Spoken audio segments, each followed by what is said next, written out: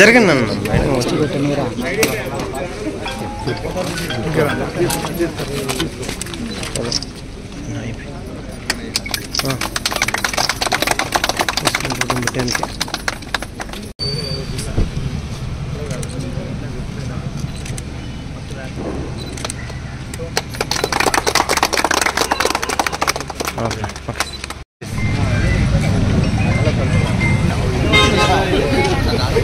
అలా ఒక్క నిమిషం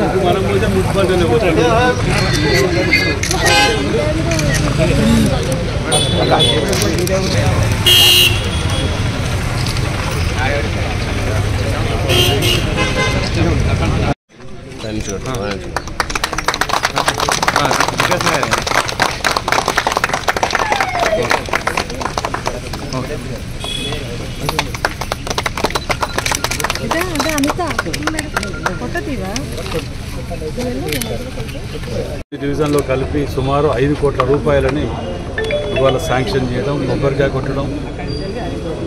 మరి ఈ కార్యక్రమంలో మేయర్ గారు, గుండు సుధారాణి గారు, కార్పొరేటర్ గారు మరియు కాలనీ వాసులు పెద్దలందరూ కూడా పాల్గొని అభివృద్ధిలో రాజకీయాలకు అతీతంగా భాగస్వామ్యం అవ్వడం చాలా సంతోషకరమైన విషయం. మరి రాబోయే వర్షాకాలం నాటికి దరిదాపు కూడా పట్టణంలో ఎక్కడ కూడా ఇంకా 2-3 దిక్కులు ఉన్నాయి. మనం 90% కంప్లీట్ చేసుకోగలిగినాం. మరి డ్రైనేజీలు కానివ్వండి, రోడ్లు కానివ్వండి, డ్రైనేజ్ సిస్టమ్ కానివ్వండి, ఇంకా వేరే ఇతర కార్పొరేషన్ సంబంధించినవి కాకుండా ఇతర కార్యక్రమాలు, అభివృద్ధి కార్యక్రమాల్లో పాలు పంచుకోవటానికి కాలనీ అధ్యక్షులు మరియు కార్పొరేటర్ల ద్వారా మరియు ఇతరుల ద్వారా, ప్రతినిధుల ద్వారా వస్తే వాటిని తప్పకుండా మిగతాయి కూడా మేము రాబోయే రోజులలో కంప్లీట్ చేయడానికి ముందుకెళ్తున్నాం. అంతేకాకుండా నెక్స్ట్ మంత్లో వచ్చే నెల సుమారు 4-5వ తారీఖు తర్వాత కాలనీ పర్యటనలో కూడా ఉంటాయి.